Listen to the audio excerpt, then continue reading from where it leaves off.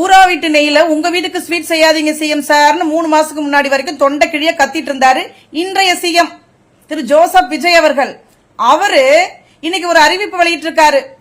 கரூர் கூட்ட நெரிசலில் சிக்கி இறந்து போன குடும்பத்தாருக்கு வீட்டிற்கு ஒருவருக்கு அரசு வேலை வழங்கப்படுமா? ஏன் அவங்க ஏதாவது பார்டர்ல நின்று சண்டை போட்டு செத்து போனாங்களா? இல்ல மக்களுக்காக, மண்ணுக்காக, மலைக்காக, தண்ணிக்காக போராட்டங்கள் நடத்தி, ஆர்ப்பாட்டங்கள் நடத்தி அதுல மிதிப்பட்டு செத்து போனாங்களா? நசுங்கி செத்து போனாங்களா? இல்லையே. ரசிக வெறியில, ரசிக மோகத்துல, உங்களை பார்க்கணுன்ற ஆசையில, தனிப்பட்ட விஜய், திரைப்பட நடிகர் விஜய் என்ற ஒருவரை பார்க்கணுன்ற ஆசையில அந்த கூட்டத்துக்குள்ள வந்து சிக்கி, நீங்க ஏனோதானான்னு ஏற்பாடு செய்யப்பட்ட அந்த கூட்டம், நீங்க லேட்டா வந்ததுனால ஏற்பட்ட பிரச்சனை, நீங்க லைட்டை போட்டு ஆஃப் பண்ணி மேஜிக் ஷோலாம் நடத்துறீங்க இல்லையா?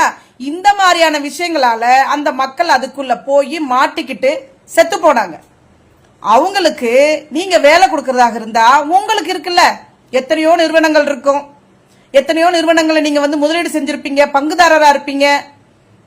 நீங்க தான் மிகப்பெரிய கோடீஸ்வரராச்சே, மாசம் 250 கோடி சம்பளம் வாங்கிட்டு இருந்தவராச்சே. நீங்க நினைச்சா அந்த மாதிரி உங்களுக்கு சொந்தமான நிறுவனங்கள்ல அவங்களுக்கு வேலை போட்டு கொடுங்க. சரியா? இல்ல உங்க வீட்டுல வேலை போட்டு கொடுங்க. இல்ல இன்னும் ஒரு 20 லட்சம் ரூபாய் கொடுத்து ஏதாவது கடகண்ணி வச்சு பொழைச்சுக்கோங்கன்னு சொல்லுங்க. அதுவும் இப்ப இடைத்தேர்தல் வருது இல்லையா? அதுவும் கரூருக்கே வருது இல்லையா? இதுக்காக ஒரு டிராமா.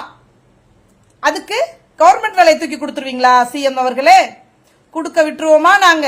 தமிழ்நாட்டு மக்கள் அவ்வளவு ஏமாந்தவர்களா? அவ்வளவு முட்டாள்களா? பாப்போம்.